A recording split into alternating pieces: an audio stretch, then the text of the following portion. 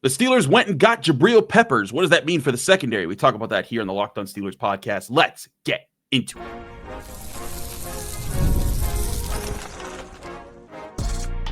You are Locked On Steelers, your daily Pittsburgh Steelers podcast, part of the Locked On Podcast Network, your team every day.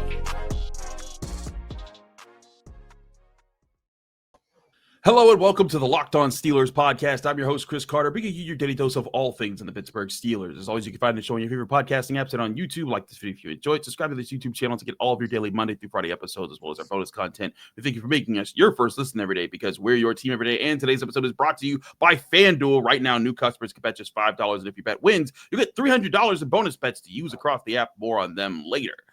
We are joined by the man himself, Nick Farabaugh. He's back on the show. Always great to have Nick here. Nick, you were a person that was pounding the table for Jabrill Peppers even before DeShon Elliott's injury, but then we get word DeShon Elliott is going to at least miss a couple weeks. Maybe he's back by the Vikings game in London, Dublin. Because if I was flying to London in a few weeks, I'd be really mad. But anyways. Maybe he is the guy to be the long-term answer for the season behind DeShon Elliott. What do you make of the signing of Jabrill Peppers and what it could do for this secondary? It does a lot of things because he is such a versatile presence in what he does. Play strong and free, but also can play rundown nickel. I think that's the cool thing, is he can do a lot of different things for you and what you kind of want to do. Like if you ever wanted to free up Jalen Ramsey to play outside, for example, Peppers could actually slot down in the rundown nickel role, and you could utilize Jalen Ramsey in different ways. Like if Joey Porter Jr. is out, for example, like that's another wrinkle you could throw in. I also think it doesn't force Chuck Clark to have to play the post. I think that's a really thing I like, is I think Chuck Clark is so much more comfortable downhill in the box. Agreed. In kind of that booth where, if he doesn't have to play back, I think that's where he's best. Juan Thornhill, I think, can do both too, but is best as that free. So What they kind of have now is, even without DeShon, they kind of have the ability to be versatile, right? Mix and match to personnel, mix and match to matchup. And then when Elliott gets back, they have this versatile, really experienced communication hub in Jabrill Peppers, who has been a communication hub on the back end, an experienced guy, great tackler in space. Good athlete still. We'll see. He's coming off a season-ending knee injury, so where's the athleticism stuff? That's still a question. He'll be 30 in October. But this is a guy that can do so many different things for you and condense a lot of roles into one. And when you're talking about backup depth players or guys that are trying to kind of peek into that starting role, that's really important when you can have so many different options to do so many different things. That's why Ramsey was such a big option for it. That's why Eccles is such a great backup corner. Similarly, Peppers condensing three roles into one while also playing special teams, hugely important roster building move, in my opinion. The last time he played a full season, here was his snap position breakdown: 267 snaps in the box, 424 snaps at free safety, 134 snaps at slot corner, 80 snaps at the wide cornerback position. To your point, he moves everywhere, and that's something the Steelers seem to value. I was wondering, just when I think of Jabrill Peppers, I think of big hits. I think of physicality. I think of run stuffing. And I was sitting here thinking, wouldn't they be able to use? Couldn't they use a free safety? Because whereas you do want a strong safety for now, in the long run, and you and I talked about this even before DeShon Elliott's injury, they were kind of thin at safety, with Elliott and Thornhill and Clark, because you really don't want Miles Killebrew on the field, for scrimmage outside of special teams plays.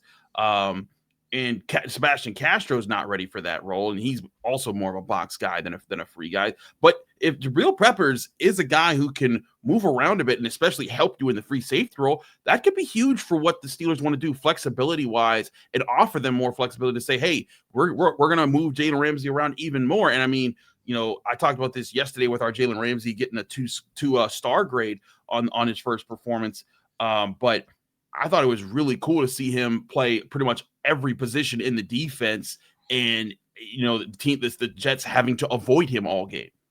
Yeah, and you just saw his eyes from the outside spot to work really well when Joey went down with the hamstring, and he just seamlessly filled in an outside corner. Like, Jalen Ramsey could still play on the outside. Like, I think that's something that the Steelers now know. And I think, it also helps maybe protect Slay a little bit, because I do think we also saw Slay's speed be a little bit exposed on the touchdown with Garrett Wilson. And I think that's one thing that the Steelers have to be cognizant of this year is, this is a really talented secondary now. It's just, how do we kind of protect the guys? Because all the guys have some limitation to their game, I think, really, other than Jalen Ramsey, who's just a cyborg still, even at 30. It's like, how do you protect Slay the best? How do you protect Chuck Clark the best? How do you protect Juan Thornhill the best? Because all these guys are very useful players, very good players in certain contexts. So Peppers is just like another piece of that puzzle where it's like, okay, Chuck Clark doesn't have to play in the post, right? Because you have now another guy that can play in the post. And really, after Elliott got hurt, I don't know if people noticed this, but they kind of played Juan more in the box. It was which is kind of wild. Right. And then they eventually moved Clark down there, and that's when he had the scrape exchange tackle for loss late in the game. But Juan was down in the box a lot more. So this just allows Thornhill to move around if they want him to kind of move around in that area too. But I think what Peppers does, when you have guys like this that are super dependable, versatile players that just do the basic things right and our communication hums, is it allows you to take players that are really useful and have really good skill sets, and then it allows you to utilize them to where you don't have to expose their weaknesses. And so I think that's really important. So now you can utilize, on early downs, if you wanted to, Jalen Ramsey outside, Peppers come down as the run nickel. I mean, that can be a thing that you do now. So it just gives you another kind of, it gives you another bow, another arrow in the quiver, essentially, to kind of look and say, okay, we can attack them this way and get this guy in this position. I think so too, and that's the rotation is going to be big for this team. I also felt like we really didn't get to see this secondary in too much action Sunday because the Jets were just running the ball a lot, and it really wasn't on the secondary. Sure, Darius Slay and Joey Porter Jr. could have been more helpful on their, pinning on the outside. But the biggest problems Sunday, I thought, with the defense was just the interior defensive line. And we broke all of that down, and we'll talk more about that later because I did ask Mike Tomlin about Keeanu Benton and his role and whether or not the Steelers are considering moving him around a lot. That's later in the show. But I do want to talk about this secondary, and like if they can get a team to be one-dimensional, like when the Jets had to throw the ball and it was no question that they were throwing the ball, Steelers had it locked. Like that was the thing that I thought we would see earlier in the game, because I thought the Steelers' run defense would be able to contain the Jets' run game. And had they done that earlier, maybe they get to that point in the third quarter rather than the last drive of the game where the Jets have to throw the ball. They have to throw the ball, and they're playing right into the hands of this really talented secondary. And maybe if they can, even with the addition of Jabrill Peppers, maybe becomes even more talented. And, for now, it can fill in for Deshaun Elliott. But if Deshaun Elliott comes back, they keep Peppers, maybe there can be a really healthy rotation that puts teams at a disadvantage both against the run and when the Steelers want to be aggressive covering the pass. Yeah, and the other thing I do think about is if one of Slay or Porter gets hurt and Ramsey has to go outside, they kind of had like a little bit of a tenuous thing in the nickel. Mm-hmm. Did they want to play Eccles outside? Did they want to play him in the slot? Now what they can actually do is, if they want to keep Ramsey outside full time, if that happens, or if they just see a matchup they really like, they can actually go 3 safety nickel. And that's something that I think that they have now in their options, is especially when Deshaun gets back, if you want to throw Peppers in that nickel spot and just utilize Ramsey as an outside corner for the day, like, go for it. It allows you just more matchup versatility for Jalen Ramsey, which is a plus to this defense. As you saw, I think Jalen Ramsey is just such a dynamic force of a Swiss Army knife. You saw it on the last drive. I mean, he basically shut down the passing offense. And so when you have that type of versatility, and teams have to game plan for like different packages and different players, and you're able to trust communication while also doing that, for a defensive coordinator, that's huge. It just allows you to run different coverages. It allows you to do so many different things. And as you mentioned, if you get them one-dimensional, what does that lead to? Splash plays. And that's what you want. Absolutely. We're going to take a quick break. When we come back, we got to talk about the Steelers' run game that never really manifested itself last weekend. We'll talk about what can that plan be. I asked Mike Tomlin about that. We'll get some words from him next here on the Locked On Steelers podcast. Chris Carter, Nick Farabaugh, stick with us. We'll be right back. But first, I remind you, this show is brought to you by FanDuel. The NFL season's almost here, and the NFL, FanDuel is making sure you're ready for the kickoff with this can't miss offer. Right now, new customers can bet just $5, and if your bet wins, they get $300 back in bonus bets to use across the app. I love using FanDuel because it fits however you like to bet, from players props to building a same game parlay, or even jumping in live as the action unfolds. It makes every game more exciting, whether you're watching your team or just keeping an eye on your fantasy lineup. It's quick, easy, and the best way to add a little more energy to Sunday. So are you ready to play? Download the FanDuel app today now by visiting FanDuel.com to get started. That's FanDuel.com to get started on FanDuel Sportsbook, the #1 sportsbook app. And you can also make sure that if you hit on your first bet of $5, you get $300 in bonus bets only at FanDuel. This episode is also brought to you by Supply House. When the opening whistle blows on a new repair, get your crew moving with Supply House. Order today and see parts on your doorstep tomorrow. Over 280,000 plumbing, HVAC, and electrical items from the most trusted brands in the business are available. Their real-time inventory and honest lead times keep you from punting projects, while their industry-leading customer service always has your blind side covered. Need parts fast for a project? Supply House has next-day delivery, which can be a true game changer when you're up against the clock to get things done. The part finder tools and 3D schematics can save you hours on jobs where every detail matters. Their Trademaster perks like priority shipping and dedicated support make the whole process even smoother. Join the free Trademaster program today and score serious perks like priority shipping, lower prices, and a dedicated support line. Visit supplyhouse.com to sign up for free and use promo code SHCollege5 for 5% off your first order. That's supplyhouse.com. Real people, real service.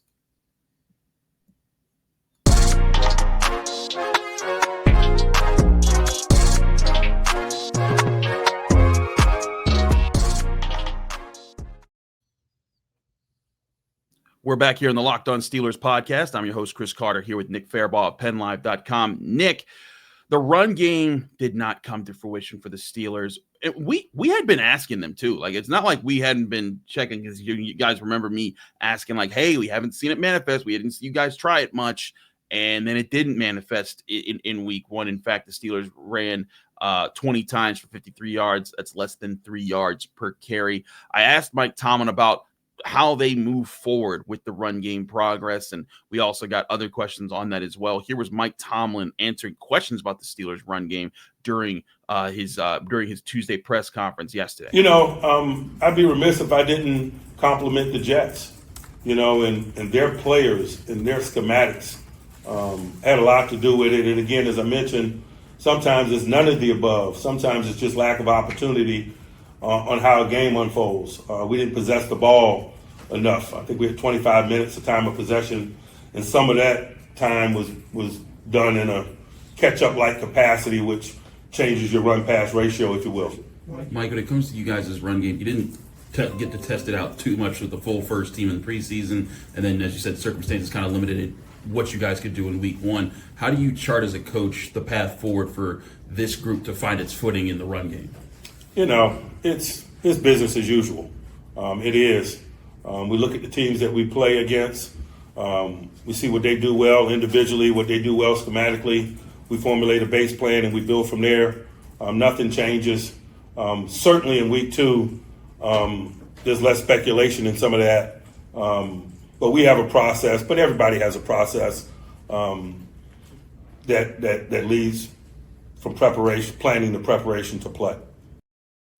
So, Nick, I think Mike Tomlin, is kind of buying time for his run game to figure itself out. But this is something that we talked about last year. Remember Arthur Smith saying, like, hey, it's like an old truck that you got to just keep trying to start it up. When you get it started, it gets moving pretty steadily.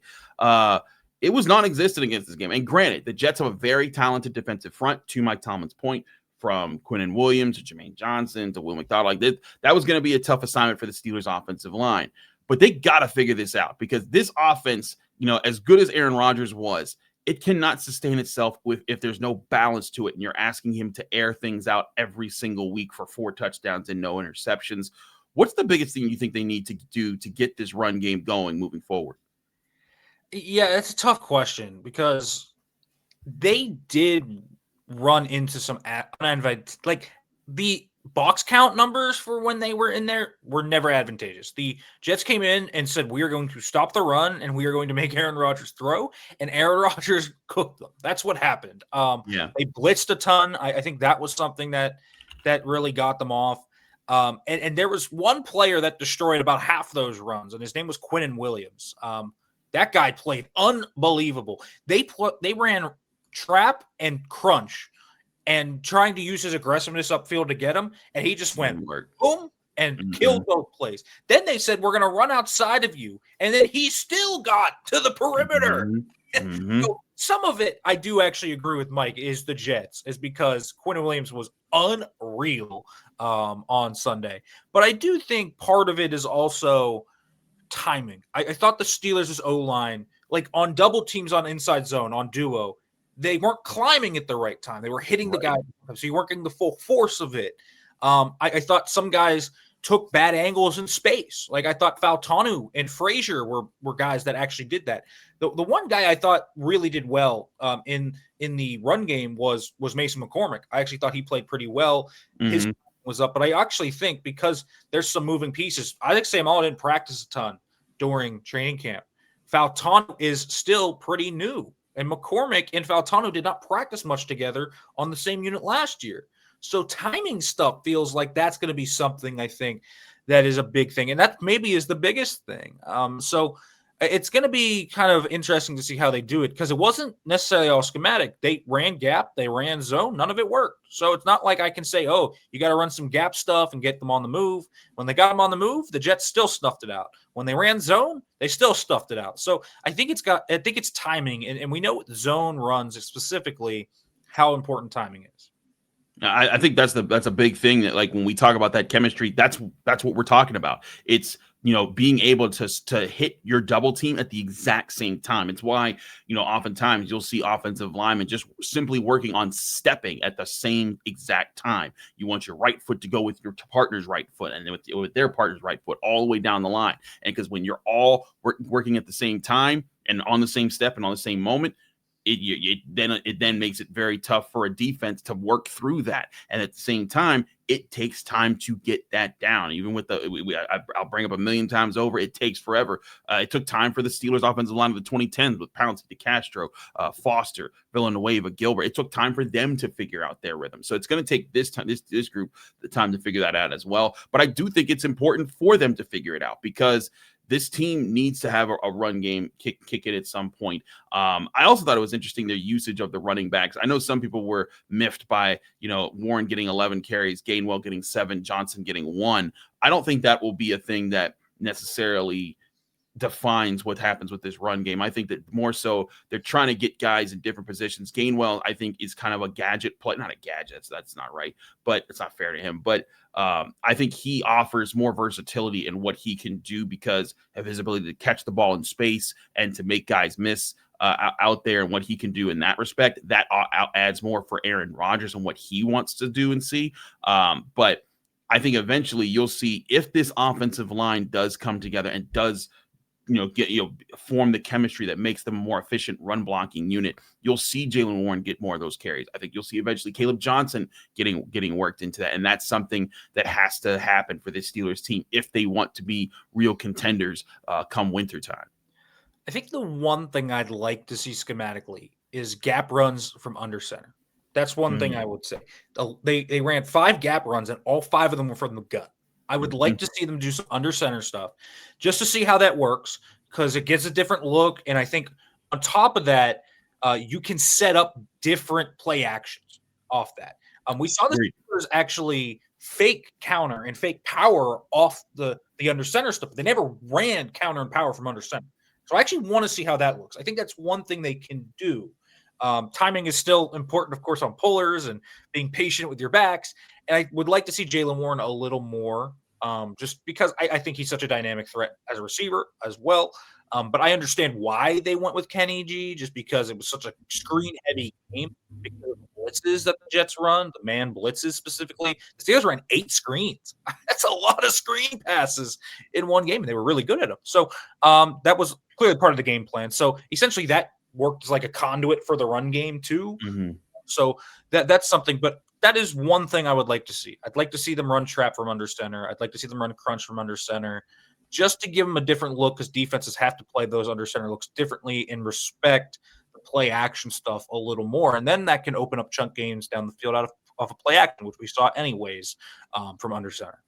And a note for our viewers and listeners who just casually enjoy football. When we say a gap run, we're talking about a run that's designed to attack a specific hole in the run offense, where guys are assigned specific people to block versus a zone run where they're more working on spaces, and it frees up the running back to kind of just choose which hole he wants to attack based off who's winning. I know Nick's a ball knower. So Nick's going to bring you the lingo, and so sometimes people will be like, "Wait, gap run? What does that mean? I don't understand." And so sometimes we bring it back to understand things. But I agree with you, Nick. I think that's a big part of it, and that's something that Alan and I talked about on yesterday's show. Was like, look, the play action pass really worked for Aaron Rodgers. I mean, when he wasn't getting sacked, because I was thinking he wasn't getting sacked in a lot of those. But like you saw, like when they faked it, guys were biting hard on the defenses. They were like, we got to stuff the run. We got to stuff the run. We know they want to run the ball.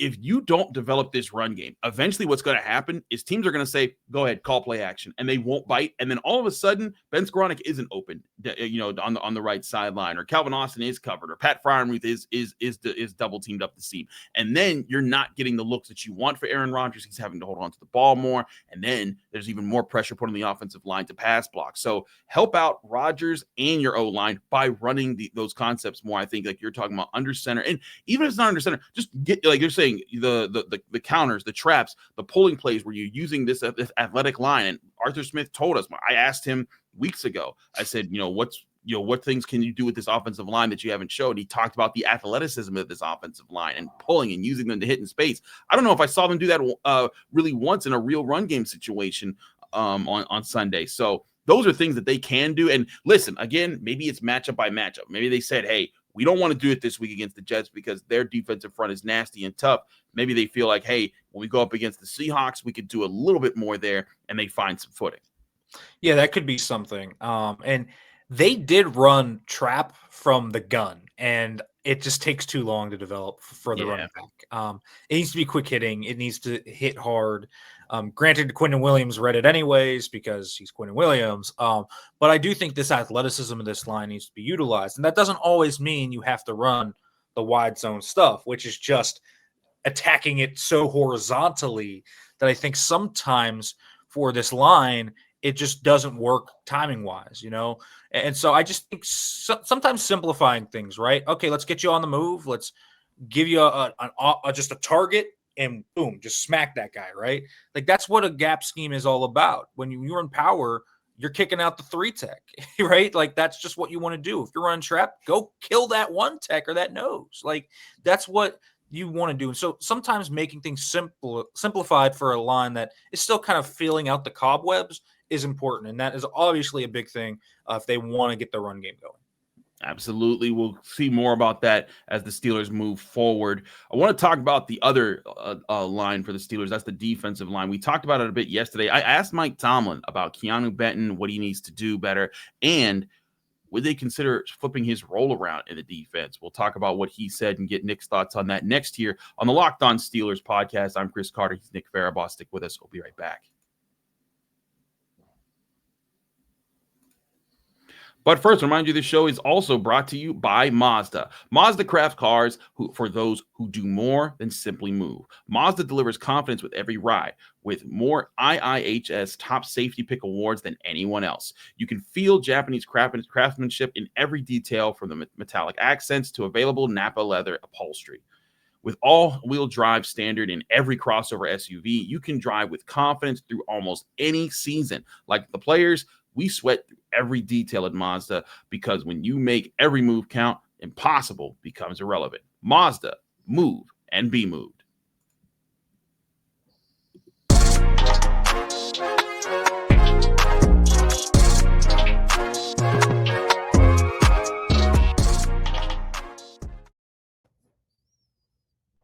We're back here on the Locked On Steelers podcast. Chris Carter, Nick Farabaugh. Nick, asked Mike Tomlin about this, about Keeanu Benton, and we noted like, hey, a nose tackle. There's a lot of people asking online, like, is that his role that he should be in? I wrote about this for a film study for the Post-Gazette that should be out this morning about what the problems were in the run defense, and Keeanu Benton at the nose was an issue. But here was Mike Tomlin when asked about not just Keeanu Benton, but also Yahya Black in terms of what their roles should be in the defense. Mike Tomlin seemed a little unmoving, at least for now, about switching Keeanu Benton around. No, there's no real strong consideration of moving people around at this juncture. And, Keeanu is expected to get better from game 1 to game 2 like everyone else. I think it's a reasonable expectation. At least it is for me. I think once you've been in the stadium and you've played 60 minutes of football, you know something about yourselves that you didn't prior to going into it. And I think that knowledge, that experience individually and collectively is a catalyst for improvement between game 1 and game 2. Mike Dunbar talked about this on draft night. He really thought Yahya could do well over guards and tackles as opposed to most. What is it about his game that why is it that way? And can you envision him someday taking on snaps at nose? Certainly, he can play snaps at nose because he's a big man. He's able to absorb double teams and not be moved. He's capable of playing at further distances, greater distances from the ball because of his length and his ability to cover spaces with that length. And keep people off of his body and play the backside of runs and things of that nature. And so that's what Dunbar was talking about when he highlighted his levels of excitement. So, Nick, Mike Tomlin seeming committed, at least for now, on Keeanu Benton sticking there and kind of saying, hey, let's let him get from week 1 to week 2. Let's let him grow there. And listen, I am always a person that's going to preach patience over panic, especially when you're at week 1 of the season and when you're at week 1 and you're 1-0, by the way. But certainly I think it's a concern, for Keeanu Benton. He has to get better there. Now, if he doesn't get better there, then it does get to the point where you start asking, okay, who can play this role just at least a little bit better? Because nose tackle also isn't like the biggest position when it comes to snap count wise. I think Benton only even played 14 snaps or so technically at nose tackle, but those 14 snaps are important when you're getting double teamed and blown out the hole, and it leads to big gains and touchdowns. So I think the big thing that I have here is I hear Mike Tomlin out in that giving Keeanu Benton time to adjust there, and he could improve at that, and he has improved here and there at times. But eventually, if it doesn't manifest, they need a backup plan, whether that's moving Yahya Black to nose tackle, whether it's letting Derek Harmon be there or saying Cam go do that, because they cannot afford that position to be collapsed in the middle of the line because it causes everyone else to lose so badly as well. And just watch some of the plays. I mean, sometimes he gets blown out 2 gaps over and takes out the base end. I mean, that happened at least 3 times. On the first run of the game, he took out Cam. On the Braylon Allen touchdown, he took out Yahya, who was holding. Absolutely. He was holding the point of attack. Yahya makes the tackle if Benton doesn't get moved. So it's not like the whole defensive line struggled. I thought actually Benton, they attacked Benton. They did. They went right after him with double teams, and that's Keanu's weakness. He's not a guy that's going to anchor and take on a double team. You can tell because he turns his shoulder and tries to beat it with quickness. But man, they were athletic enough. Joe Tippmann was athletic enough to get on him. And so I think Keeanu, and I've seen this going back to his days at Wisconsin, is best doing his work from a shade, which means one tech, which means just slightly off to the center. And he's best when he's able to just get upfield and use his quickness. I think that's his best role. I don't even necessarily think, because sometimes some of those runs where he got washed out, he was out at 3 tech, which is right off to the guard. And that's the thing with Keeanu is I just think naturally he's not a great, double team beater. He's not great anchoring down against those power moves. He's best utilizing his quickness and getting upfield. So I think maybe you can actually utilize Keeanu in those ways if you allow him to just go, right? Don't tell him, don't anchor down. Just say, okay, go upfield, man. Like just utilize it, because that's what you're going to do. He's going to catch you off guard with his quickness. Yahya can do whatever, honestly. Yeah, honestly.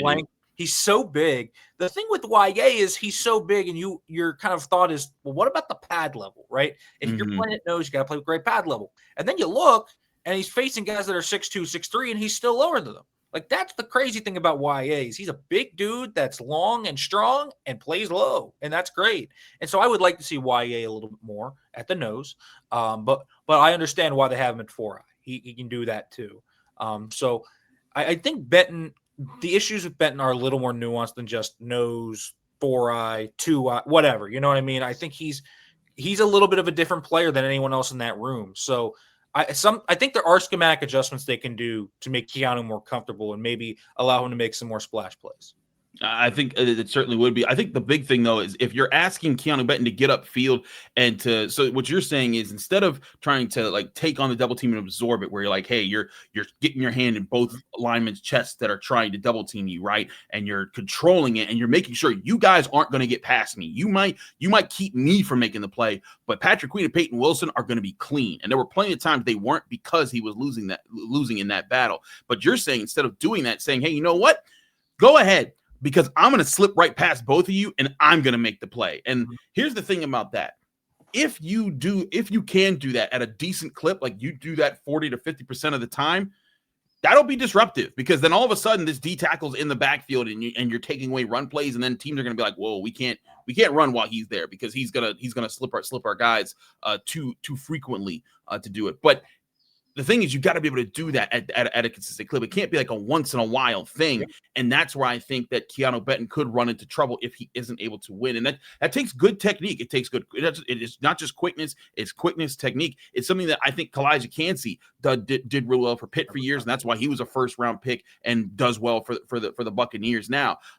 So if Keeanu Benton can do that, absolutely, that would make a lot of sense, but he's got to do that if he's going to stay at nose. Either that or get better at anchoring down because, again, he's a shorter player. He should be able to use his leverage. He's not Yahya Black big where he's like tall and people are getting up inside his frame, so it's an either or situation for Keeanu Benton if he's going to win that position. And if he doesn't win that position, I do think the Steelers are going to have to ask, okay, how do we reapproach this on the drawing board?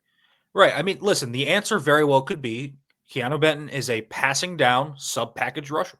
That might be the answer to what he is as a player. And that's fine. There's tons of really good players that are sub-package rushers and really good guys, that can play at 1 or 3 in sub-packages in your nickel and dime.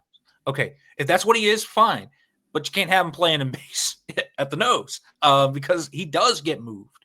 And this is kind of what I talked about with the secondary, but now talking about it on the D line. How can you maximize the skill set? Keeanu Benton is a useful player. We have seen the flashes. We have seen the plays over 2 seasons already. But how do you make sure he's not overexposed in the run game? And I think that there's a weakness here where the Steelers are kind of, if they continue to just kind of run him out there, they're just kind of grinding the same axe. They're doing the same thing, expecting different results. And it's been an issue with Keeanu for, more than just this game. He struggled last year in the same thing. So it's not like a 1-game sample size. So yeah, I'm okay, giving Keeanu a few more games and saying, okay, let's see if you can fix this. They probably worked on anchoring. They probably worked on beating double teams in the offseason. They want to see if it can come to fruition after a rough game. But you also got to say, okay, if this keeps going, maybe we have to optimize this guy's kind of snaps and game plan rushes a little bit more. I'd go back to his rookie year. Remember when everyone was calling for Keeanu to play more? What was his role? He was a sub-package rusher. Yeah.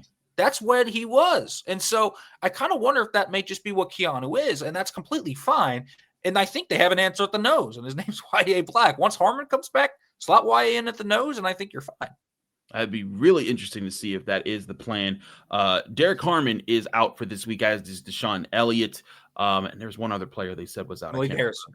Thank you. Malik Harrison's out, but there's a chance that Mike Tomlin said he's optimistic that they get both Nick Herbig and Joey Porter Jr. back for this week. Both would be good re-additions. We will see how they look this week as we continue to follow the Steelers at practice.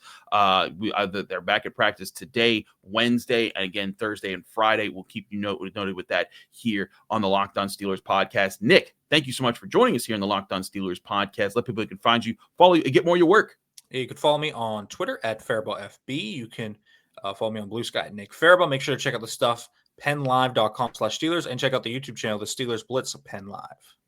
Absolutely. He's Nick Farabaugh. Nick, thanks so much for joining us. Thank you all for joining us here on the Locked On Steelers podcast. I'm your host, Chris Carter. Follow me on Twitter, Instagram, TikTok, Blue Sky, wherever you get social medias. Same handle everywhere. It's at Carter Critiques. You can read my work at the Pittsburgh Post-Gazette by going to post-gazette.com, including a film breakdown on what made Aaron Rodgers good, a film breakdown on what the defensive line and the run defense have to get better, my breakdown of the college quarterback draft class and how they've looked through 2 weeks, and Also, my Stars and Skulls grades. If you missed that yesterday on Locked On Steelers, you can read it and all in the Pittsburgh Post-Gazette. Lots of stuff there. Catch us here tomorrow for Crossover Thursday when we talk to the Locked On Seahawks host here on the Locked On Steelers podcast.